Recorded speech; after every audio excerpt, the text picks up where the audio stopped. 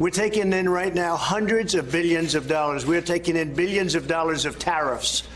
And those tariffs are going to be tremendously, if you look at what we've done thus far with China, we've never taken in 10 cents until I got elected. Now we're taking in billions and billions. There can be some retaliation, but it can't be very, very substantial by comparison. The latest market meltdown was triggered after China now announced it would retaliate. Now, more than $1 trillion wiped out from global markets yesterday, and President Trump's ongoing trade war with China. Today, the moment the market's been dreading, China's clapback at the U.S. as it slaps retaliatory tariffs on products made in the U.S. The president says there is no reason for the U.S. consumer to pay the tariffs. That's not true, as even the president's own economic advisor acknowledges. Both sides will pay. Both sides will pay. And these things. The Alabama bill is as extreme as it gets. It's a clear attack on women's freedom, contravenes a woman's constitutional right to make private medical decisions. It would deeply harm women, turn doctors into criminals, deny the right of rape victims, even if they're children, to make personal medical decisions. The Alabama abortion bill is plainly inhumane. It should never have passed. The governor should not sign it, and if she does, it ought to be swiftly struck down by the courts. As soon as we get rid of these fake intelligence, all of us will be in a much better situation. The fake intelligence which says that Iran is culprit for the problems in the region, the fake intelligence which says that Iran is creating instability in Iraq, the important issue is that even these intelligence reports are not being accepted by American allies. Mr. President, are we going to war with Iran?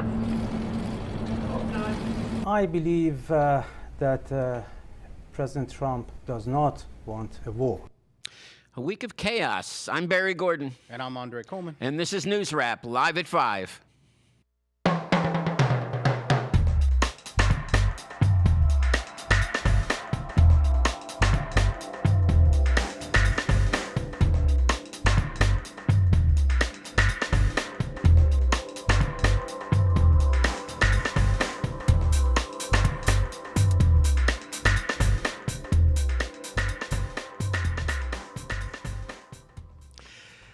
Well, you know, this was one of those weeks. Weird week. I know, but there's no big story. I mean, that I can tell. There may be an emerging big story with this unredacted Mueller Something right under the surface. Right under the surface. But there's no big story, and yet that is the big story. Exactly. More of the same. Because it just gets so chaotic. It just gets so insane, where you can't take a breath, you know? I mean, look where we started with a Chinese trade war,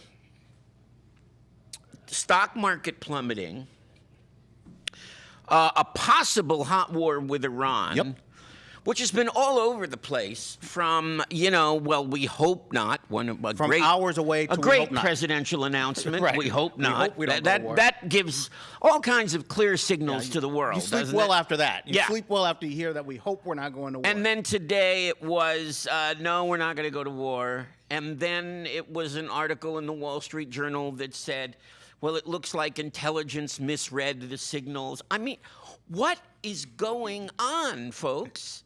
And you know what's amazing?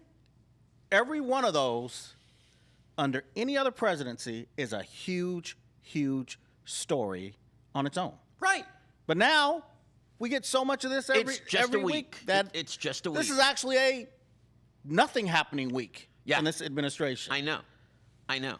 And, you know, we spend so much time talking about his corruption and his possible crimes. But this week highlighted another reason why we have to get rid of Donald Trump, which is his utter incompetence. We can't forget that one. We cannot And forget sometimes that. we do forget that one. I know.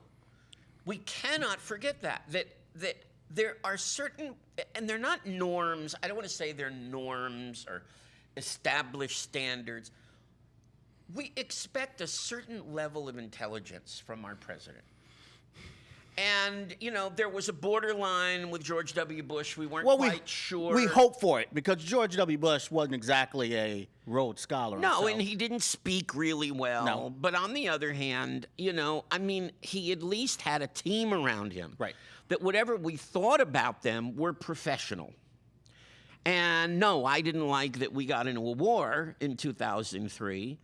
And yes, there was some talk about impeachment, but it was always way over on the fringe. Right. And it always kind of had to do with, you know, the fact that were we basically being lied into a war? Exactly. And even then, Nancy Pelosi took impeachment off the table. And she took impeachment off the table. I mean, I remember at that time that on NewsRap, we had some discussions. We did. About whether we should impeach George W. Bush. And Vincent Bugliosi came on at one point when I was doing the show and talked about his book about impeaching. Yep. But it's nothing compared to this. And what's happening now, I think, is such a feeling of fatigue. People are tired. I think there's a tremendous feeling of fatigue right now. When we have a week like this, and every week is like this. Every week is like this. I mean, there hasn't been a week where we've been able to kind of breathe or say, oh, wow, a lot of good things happened Or find some this equilibrium. week. That's right. And now you've got, you know, states passing these abortion laws that are clearly unconstitutional based on Roe versus Wade. And so clearly there is now a move, and it must be a financially supported move, I would think, certainly a politically supported move, to bring the issue of Roe back to the Supreme Court. Because Roe talked about it being okay to get an abortion in the first trimester. Right. So the first trimester in 36 weeks is 12 weeks, right? Yes. That's 3 months. Now, Missouri just passed one banning abortion, any abortion, after 8 weeks. And I don't think there are even exceptions. Yeah. And then Alabama after 6. In Louisiana. But with some exceptions. And we can throw, and Georgia, I think, and we can actually throw doctors in jail now. And in now, some of those. In some of those states, get this, here's the irony. A man who rapes a woman would do less time than if the woman got pregnant and got an abortion. Yeah. So what bizarro world have we ended up? I'm going to tell you this. The Republicans see this as their moment. Absolutely. And they may even be going privately, I'll speculate, they may be saying the idiot may not get a second term. He may even get run out of office if they finally get around to impeachment. We won't go back down that road again. We talked about that last week. So they might be going, this is our moment to push to grab the whole enchilada on Roe v. Wade. They have the court. Kavanaugh's probably not looking to do the Democrats any favors right now. Right. It would all probably comes down to, like we just talked about off the air, it would come down to Roberts would do yeah. in this moment. And they're going for it. Would he overturn a 40-year precedent? That's really the issue, a 45-year precedent. I mean, would he just be willing to do that and say, let's just leave it up to the states? Because that's where it would go. In other words, I don't think they would ban abortion federally, but it would go to this is a state matter. And then you have haves and have-not states. You have rich and poor states. And, you know, you got the people with coat hangers again, which I lived through. A lot of people are going to get messed up. Yeah. A lot of people are going to get hurt. Yeah. I mean, this is going to be bad. And look, I know how controversial this issue is. Believe me. And I know that it's possible from a religious perspective, from a social perspective, to have different views on this issue. But the fact is that we do have a constitutional position in this country. And now, are we willing to completely undo that? See, I don't see it as a religious issue. I don't see it as a constitutional issue, even though it's a law. I see it as a woman's issue. Well, it is a woman's issue, of course. And it is. you have, once again, these white men sitting around making decisions. Right. None of them are ever going to get pregnant or have a baby. If they do, I'm not going to make any deals like I did last week. Mm-hmm. I want to cover that story because I got a whole lot of questions for him. Let's just start there. Yeah. But these are decisions that women need to make. And they're not even in on the conversation. No. And now, I mean, this whole issue of personhood, you know, that's coming up, and should a fetus be a person? Should an embryo be a person? Because I don't believe that at 6 weeks, it's a fetus yet. It's an embryo. And so, okay, so we certainly don't want to kill a person, but what if you have to save the mother's life? What do we do then? Well, we don't want to kill a person, but we were just hours away from going to war. Well, yeah, that's right. Where a lot of people could have died. I didn't hear anybody talking about that. Yeah. Where was Missouri and Alabama? That's right. Where were they then? That's right. I mean, it could still happen. Under this, it could happen at any moment. So this is where we get into the hypocrisy of these moments where people talk about how sacred life is here. That's but right. Let's go kill a whole bunch of innocent people on the other side of the world and send innocent kids, Yeah. a lot of them poor. Let's go kill them. But I want to spin this around to politics for a couple minutes. Okay. Because where I started kind of was this place of we're tired.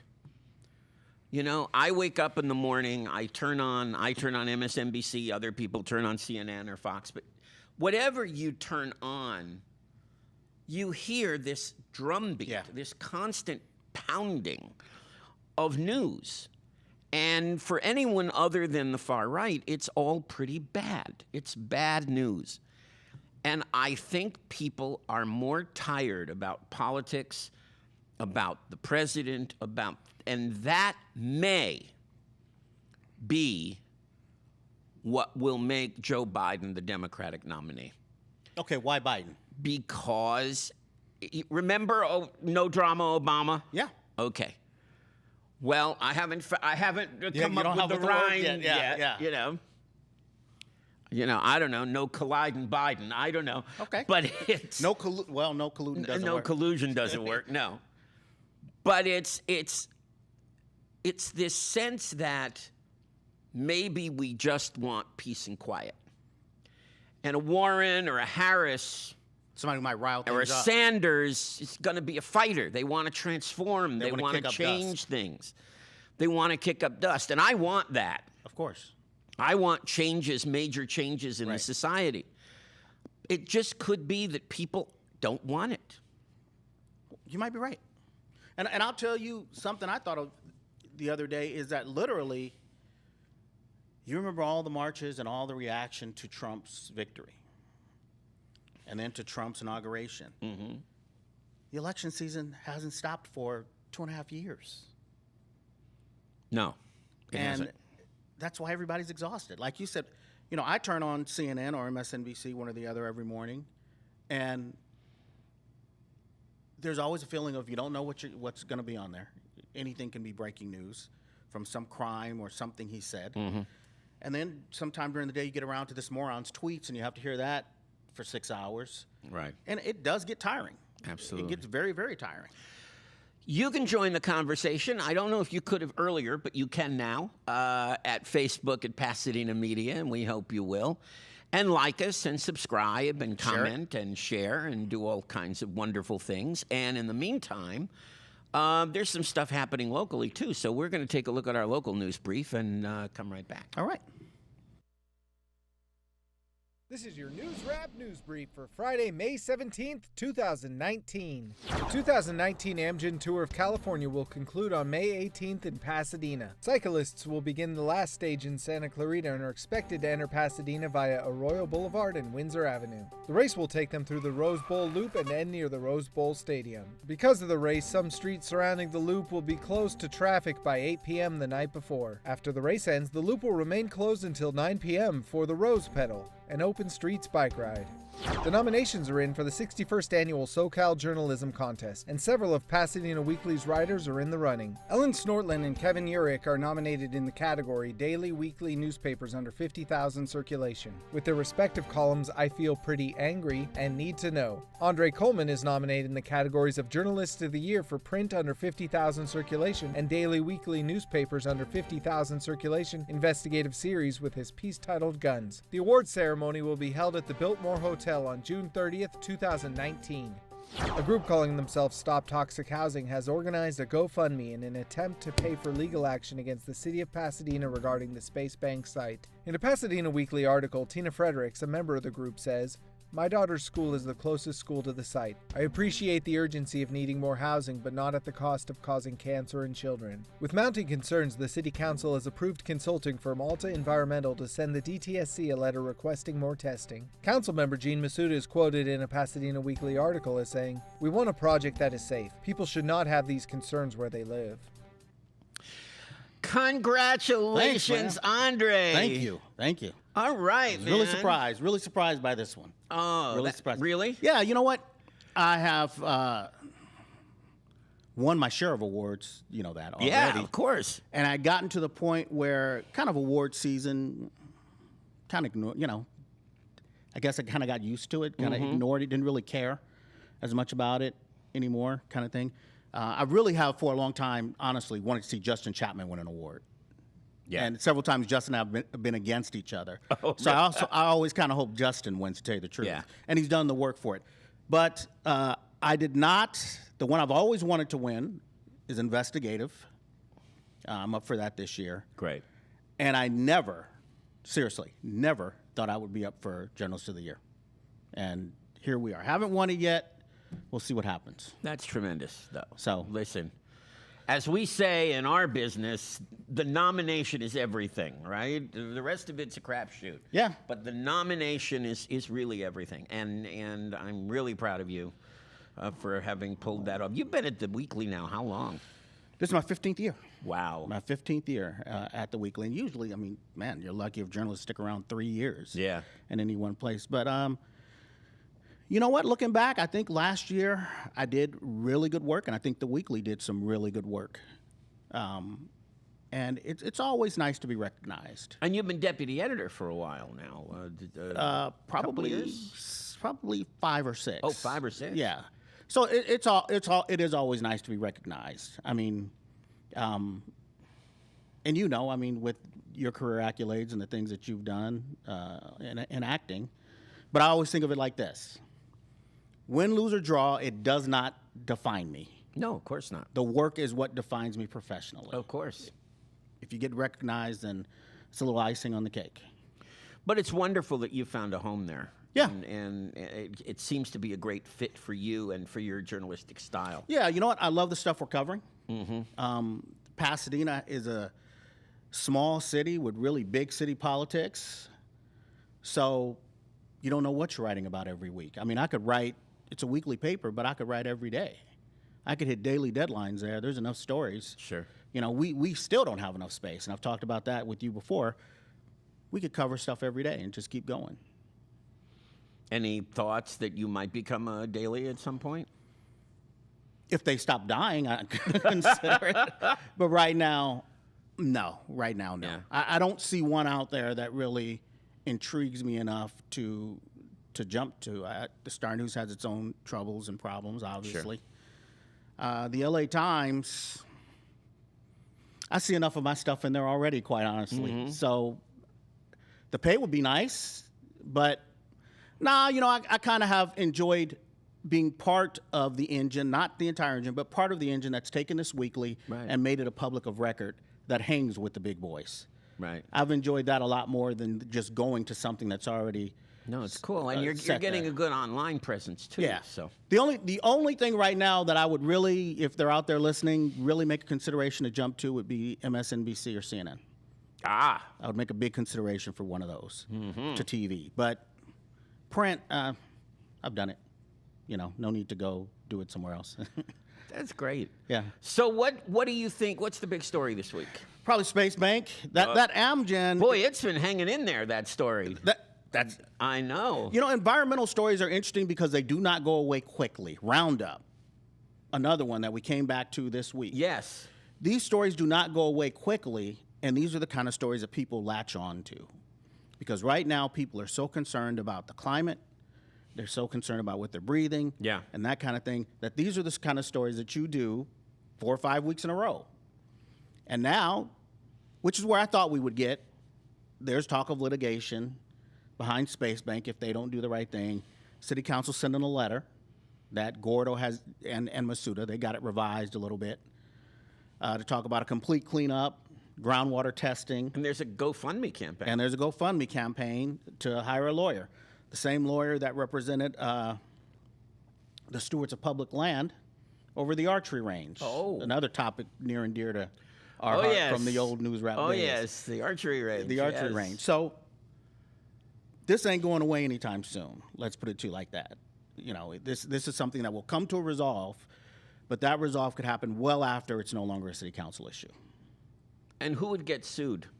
The city? Right now, it's the city and the Department of Toxic Substance Control. Yes.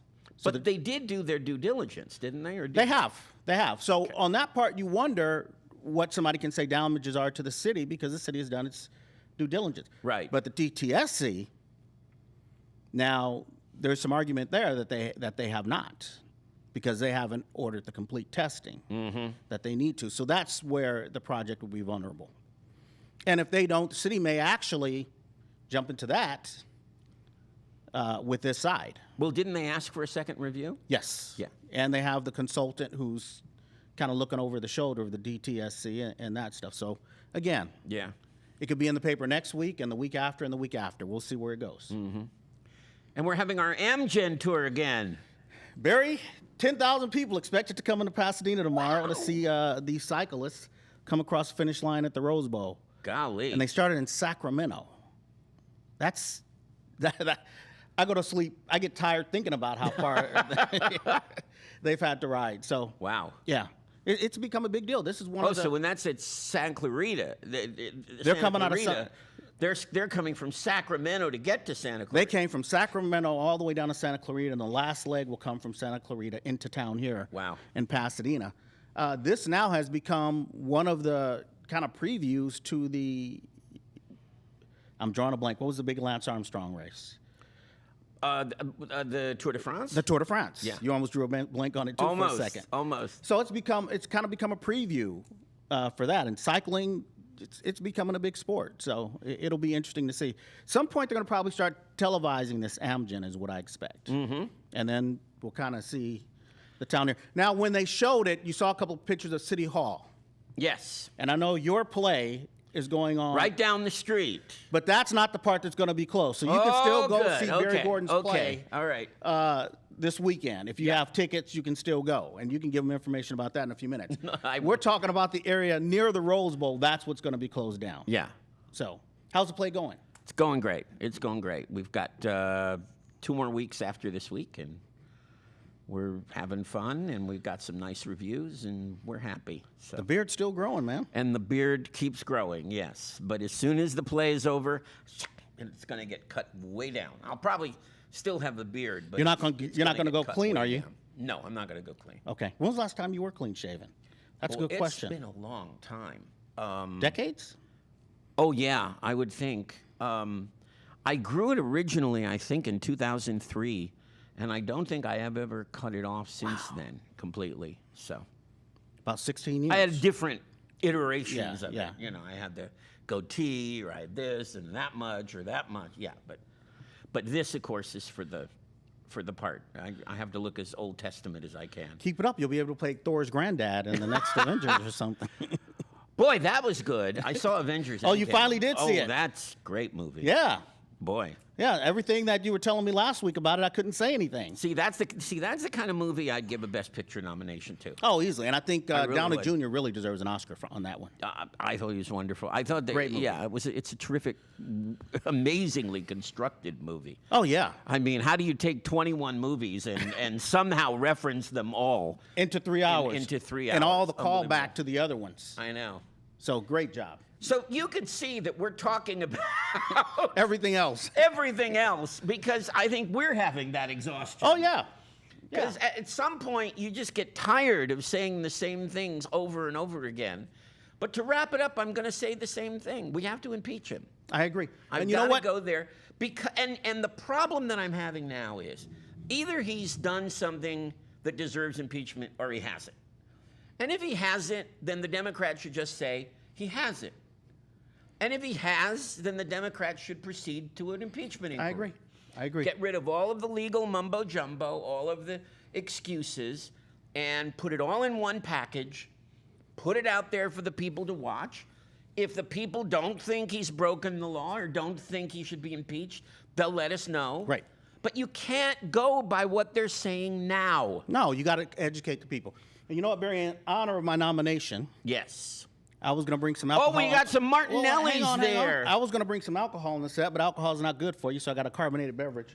It's Martinelli's. Yeah. It's the closest thing to champagne that's not champagne. for you. That's sparkling apple juice, but I love it. Thank you. A little bit for me. All right. Jasmine, you want some Martinellis? You want to get in on this? Janine? No? Janine. I said Jasmine. I'm sorry about that. I haven't even had any yet, and it's not even alcohol, and I'm getting her name wrong already. Congratulations, my friend. End of your play. L'chaim. All right. What? To life. Oh, I'll take that one. Okay. All right. All right. So I don't know where we are. Are we? Where are we? We're on the air. We're off.